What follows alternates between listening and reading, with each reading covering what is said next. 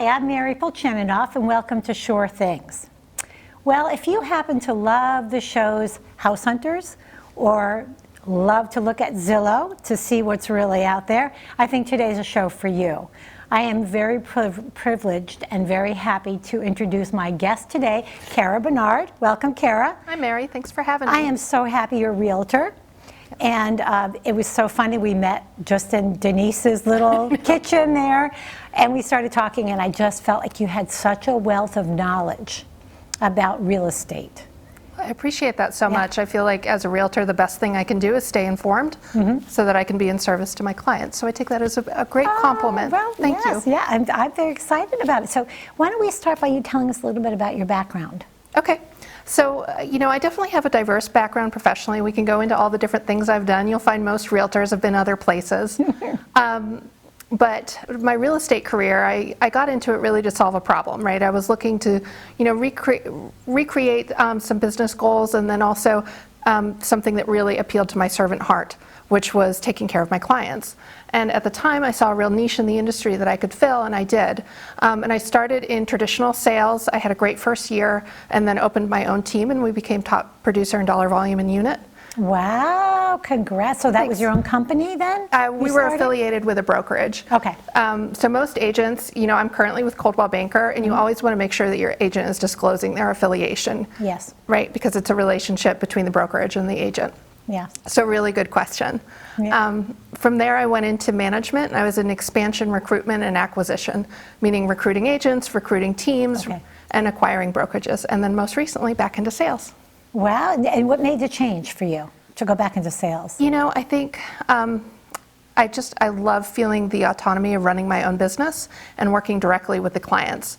In my most recent role, I was recruiting for all of New England and DC Metro, which was wonderful, and I had the privilege of meeting agents all over the United States, which is just, whenever you're in a profession, the more folks you can meet, the better, right? Sure. But I was just ready to be back, serving in my community.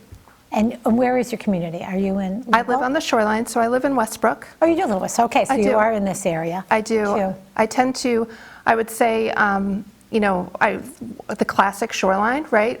Branford over to Mystic tends to be sort of my core of my business, but I do work all over the state.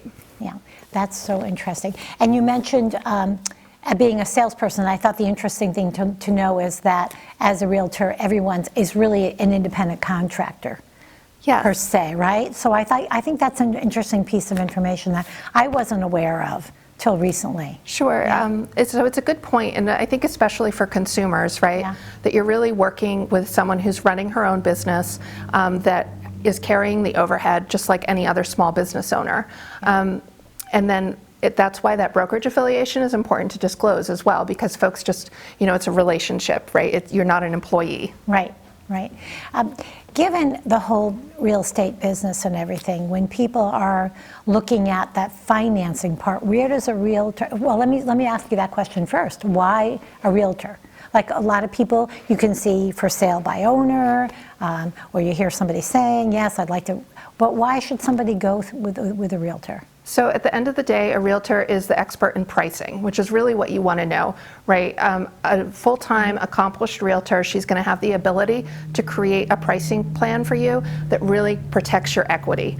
And on the buying side, has the ability to advocate for you and understands exactly what's happening in the market so that your offer is received in the best way possible.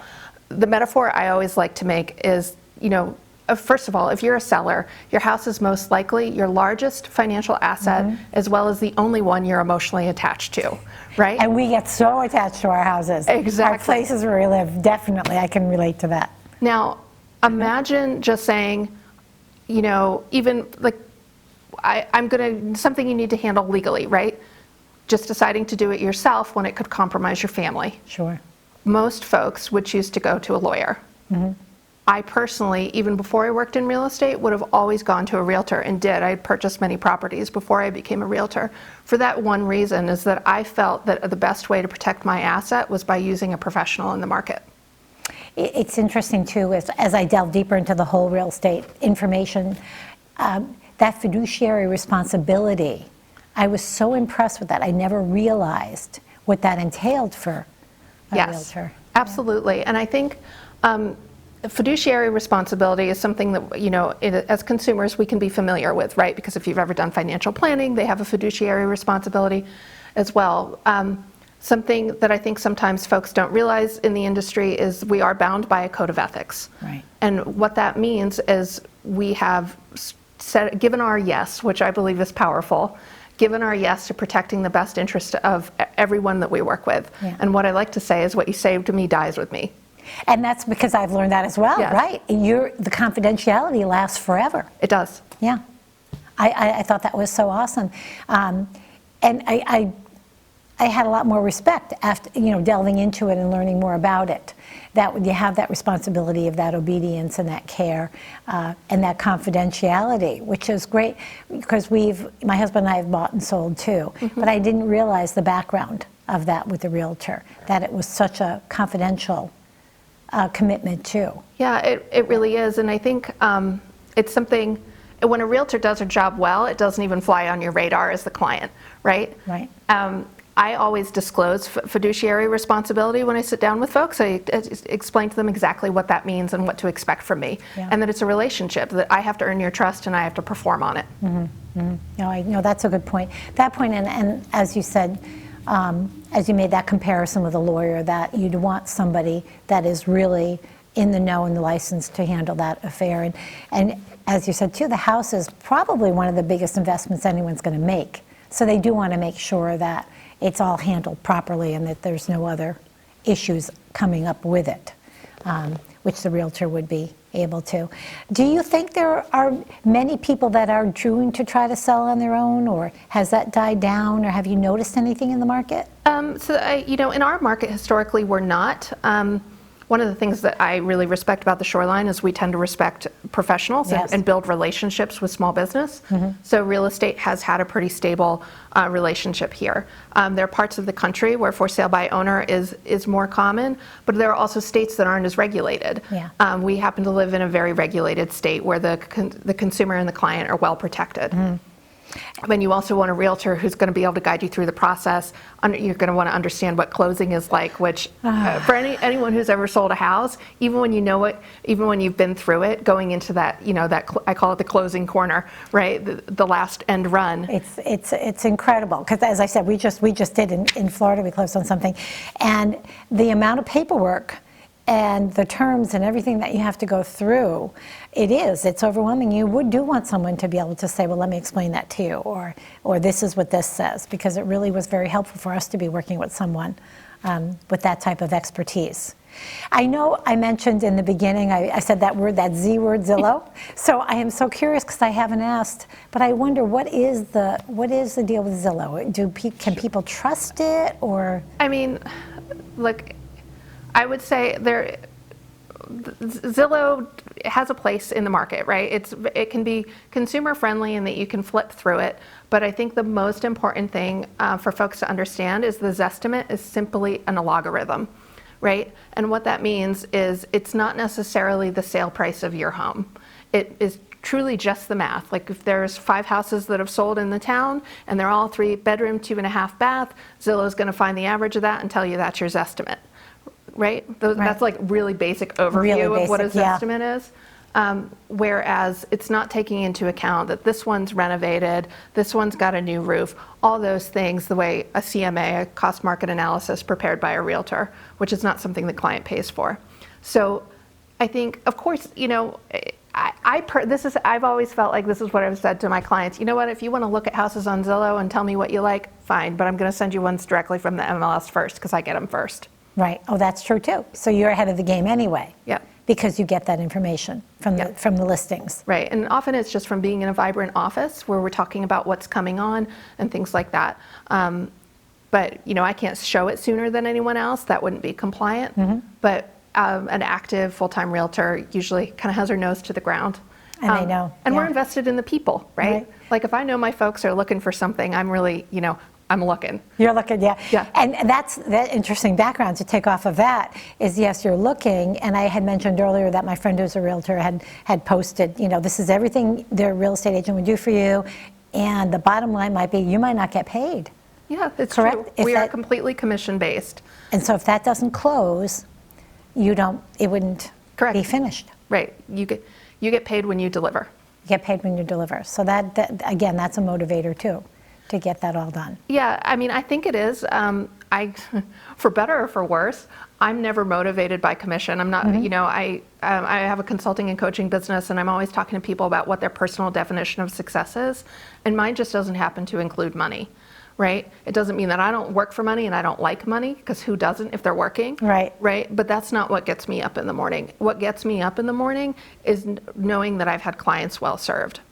Right? And that's also what makes it so that I can sleep at night. That's wonderful. So, I mean, I can tell you multiple scenarios, and we don't need to get into it now, Yeah.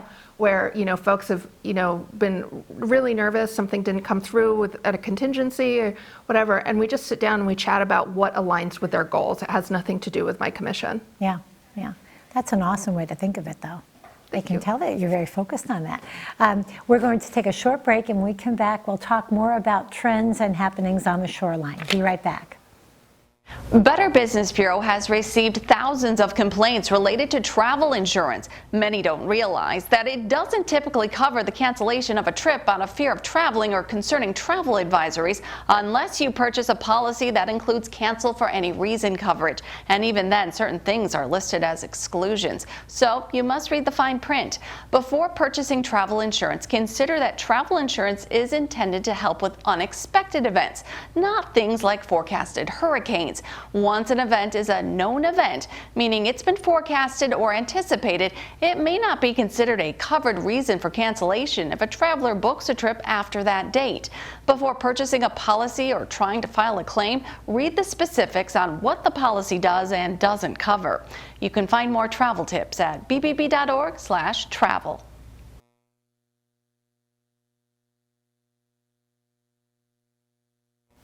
Welcome back. We're here today with Cara Bernard. Welcome back, Cara. Thank you. And we're talking about the real estate market. We have so much that I would love to cover in this. I wanted to talk a bit about the financing part too. Sure, absolutely. Yeah. If you could just tell us a bit about that. I think so. That's where your realtor often has a huge team behind her, right? Mm-hmm. You'll find that it's never a one-man show, and what should happen is an established realtor who's full-time is going to have relationships that she can introduce you to. There's never an obligation to work with anyone, but you can either use a mortgage broker that you already have a relationship with, or call the people on her list, right? And I always have more than 3. At the end of the day, So you would help with that. Absolutely. Just giving a ballpark of you might go to these people. Exactly. Yeah. And then, they're going to talk with that loan officer to describe the product that's best for them, and ultimately choose what makes the most sense for financing their home. So that's the way that would go. Are there other resources that a realtor would provide besides the financing part as someone's going through the process? So, what do you need? I got it. Okay. Well, I was thinking more of the appraisers or the home inspection people, all those people that are a part of it. So appraiser will come through the lender. You can't have a choice on who your appraiser is. Okay. Right. But good question. It's folks often have relationships with the appraisers, and unfortunately, just because of the way the law works on the mortgage side of things, it's protected that way, so that you get kind of an independent opinion. Independent. That makes sense when you say it, yeah. Inspections, same thing. Your realtor should be giving you recommendations. And that recommendation, because we are small business owners and community folks, it doesn't end there. I can tell you, I just sent a plumbing referral to somebody this morning that bought a house from me 3 years ago. Really? Right. Really? But, Well, you kept that relationship going too. That's great that they knew they could reach back and ask. I mean, I think For a that's suggestion. the goal. I mean, I know that you're considering getting into this industry as well. Yes, I am. Which I'm is working exciting. on it. Yep. Yes, thanks. Yeah. And as you know, any time that you spend time with folks, if you invest in them, who they are as people, right? Then it becomes a relationship. It's a professional relationship. Although I've made some really great friends in the industry too. Yeah. That I'll take it as it's the best compliment for someone to say, I've had people call me and in a panic because they don't know what dog groomer to use. And I'm like, well, I don't know, but this is where my dogs go, right? It's just, That's great to have that relationship. You're the problem solver. Yeah, you are. And it's interesting when you talk about that relationship, because I can think back, and actually, you're right, I'm taking these classes, and we talked about this in class recently. They asked about a realtor that we remember, or an experience we remember. And we had this experience with this one realtor. We were looking for a place in Florida, and she was working with her daughter, and she just took us to like the beaches to show us some of the area, and just to sit and park and chat and talk and talk about some of the highlights in the area.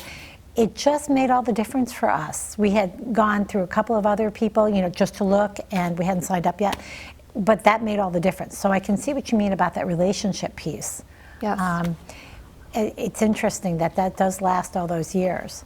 Yeah, and you made so I'd love to chat about that, but you made a really good point about a buyer's agreement. You hinted at a buyer's agreement. Yeah.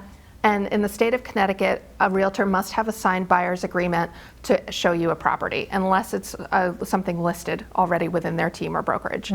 So I think it's worth chatting about that for a second, real quick. Absolutely. Folks often think it's like a life sentence. I use my, my job is to earn your trust. So we can simply sign it for this property for the next 7 days, or we could sign it for all of Connecticut. And typically I do all of Connecticut for 6 months, because by the time I'm ready to show them properties, they know exactly who I am and what to expect. And I've made my value proposition very clear. But that's part of the realtor's fiduciary responsibility, is that she must have her buyer's agreement on file to be compliant with the state of Connecticut. I think that is good to clarify too, because I know when people go to open houses, sometimes that person showing it, they try to get more information than that person can really give, because they're really just a customer at that point. Correct. But so that's an important part to know, that in order to follow up, they would have to go further. Yes, absolutely. And sign on with them. But I do want to make it clear to folks that you have every right to interview your realtor before you sign anything, right? And that's why sometimes, we all usually know we're ready to buy a house, but we don't want to go look at anything until we find the one that pops up, right? Right. I really, really encourage folks, when that becomes part of your goals, to sit down and start interviewing your buyer's agent, right? Either ask for a referral, say, who did you use? Or, I found my first house I bought in New Jersey. I found it by Googling, realtor and the town name, and looked at the 5 hits that came up, which I'm not saying is the best situation. Right. But you investigated. Yes. Right, which is the main point. Absolutely. And what should people look for in a realtor? When you said that, when you said you should interview them, what should they be looking for? Well, so let's take it back to that lovely realtor you had in Florida. Oh yes, Alice. Right? Alice, I'll never forget her. Yeah. So what Alice did, her value proposition, was simply to sit there and say, I'm going to take the time to show you what you need to know so that you can acclimate to this community appropriately, right? Because it's, in most cases, in most areas that you're moving, you're not simply buying a piece of land. You're buying within a town, you're buying within a location. Right. And so your value proposition, I believe, includes that, and also includes the background, ability to price well. And when I say background, I mean professional background. Can she speak about the industry to you in an informed way? And then the ability to price correctly. And it's totally fine for you to ask questions, right? Like if you've had a good experience and a bad experience and you're looking to replicate, ask questions. Yeah. And then I think, you gotta like them. Right? You spend a lot of time. You spend a lot of time, and you're right. They have your best interest at heart, and they're out there looking for you, and you really do. You do have to like them. That's an interesting point too. Yeah. I mean, so your background's teaching, right? And teaching and administration. Yeah. So. Sure. Yeah. So anytime, and someone, no matter what you've done in your life, you've had an experience where you've had a professional relationship that you really enjoyed, and that's ultimately what you're looking for in a realtor. Who can you walk around with for hours and try and figure out the biggest decision of your life? You want to make sure that you enjoy your company. Right, and you have that respect and trust in them, because it is a trust thing.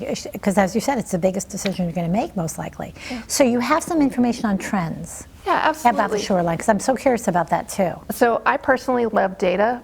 What I like to say is data talks, and it tells the story of helping you get where you need to go. Yeah. right? So I just pulled some local town data because everybody wants to know what's happening. That's right, that's right, we do. So I'm just going to roll through 3 towns here. We're going to talk about median price and whether it's up or down since October of last year. And it starts to give you an idea of how the shoreline specifically really tends to be town by town what's happening. I find that fascinating. Oh, yeah. So for example, Old Saybrook, the median sales price is $645,000, but what's really interesting to know in that is that it's up 32.4%. In just the year. Yes, from last year. Unit sales are down 31.3%. So what does that tell you? There's not enough inventory. There's buyers there propelling the asking price forward or the closing price forward. Yeah. So if you're considering a sale, a listing, the market advocates for your interests in Old Saybrook. Mm-hmm. Right. Next would be Madison, which the median sale price there is $820,000, and that's kind of a wild statistic, right? The median is at the luxury price point. Yeah. So, and that is up 33.3% from October 2022. So it'd be interesting to look over the last 4 years, but I don't have that data prepared today. But it's just something to think about. There's a lot of conversation about how the market is stagnating. I was just going to ask you that. Is it slowing down now? I would say it's case by case. So if I was sitting at the listing table with you, I'd say your house would sell in any market. We just have to make it the darling of its price point, right? Okay. Which means it's got to be just right, and it's got to be priced appropriately, because we have a very informed consumer base. I referenced how engaged I think folks on the shoreline are in a lovely way. Mm-hmm. And what that means to me is if I haven't priced it right, then I haven't done my job. Right. But typically, days on market varies. Right now in Madison, for example, the average days on market is 53, and 81% of homes sold for over 95% of list price. So that is a very strong market. That is a strong market. Yes. So even with things we hear about as far as interest rates, that does have an impact a bit, or does the market take a while for that to show up? So when we're thinking about selling or buying? Sure. Well, so when you're selling, it becomes a conversation of where are you going, right? Because most sellers have more equity in their homes today than they ever have. Yes. Right? And so that does, what's your buying power, right? Where are you going? Do you want to stay locally? So what are those solutions? Do you want to go into something that is the dream house? Do you want to go, and then you talk through with your realtor again on what like a contingent on sale looks like, options like that if you go out there into the buying market. If you're relocating, then it's a whole different ballgame. Yes. Yeah. But I think, interest rates, of course interest rates are a factor because they affect your buying power. Right. And, there's a huge difference between 3 and 7%, which we're at about 8% right now, 7 to 8%. And what I think is really important to know, though, is that is still historically low. It was just on the news this morning because Yeah. somebody said something about, and they said, well, do you remember when it was 12, or do you remember when it was whatever? Yes. So you're right. It's still in the reasonable area. Absolutely, but I don't, at the same time, I think with prices rising and things like that, if you're a first-time home buyer or moving into this area where, it's not an equivalent sale, I think there are a lot of challenges. And so, again, it becomes talking about, so how do I support you in those goals? What are we looking for? Let's have a realistic conversation about what your buying power is and what it's going to get, right? Because you mentioned HGTV. Well, my gosh, I wish I could find. I'm sorry, I'm addicted to that. Oh, it's the best. I watch it all. We watch it. Yeah, absolutely. But it's interesting just to see what people are looking for and what the negotiation can be too. Absolutely. Because I think that's an interesting part of the whole process, is that part of if you have any room to negotiate and how that can turn out. Yeah, absolutely. And, each offer is different, and that's important to know too. So when you're on the buying side, it really depends on what the landscape of that individual property is, not what happened on the last 2 offers. Okay, good to know. So it sounds as if I was just wrapping it up a bit. It sounds as though definitely, even if you're thinking of buying or selling, getting that realtor ahead of time or in the beginning of the process is a way to know who you want, establish that relationship, and have that whole process started. Yes, and Yeah. I can just simply tell you what I do so that a buyer or seller kind of has an expectation point if you're not as familiar. On the buying side, I sit down with you. I do what's called a buyer's interview to make sure. It also allows me to speak about who I am, so that really I want you to choose me consciously, or choose whichever realtor you're going to go with consciously. And so a buyer's interview, you really want to look for that.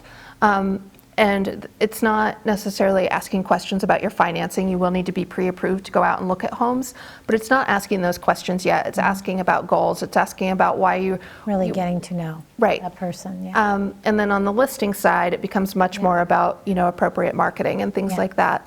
And those are both conversations that a realtor should have with you. That's wonderful. Yeah. Well, thank you so much on that. So interesting.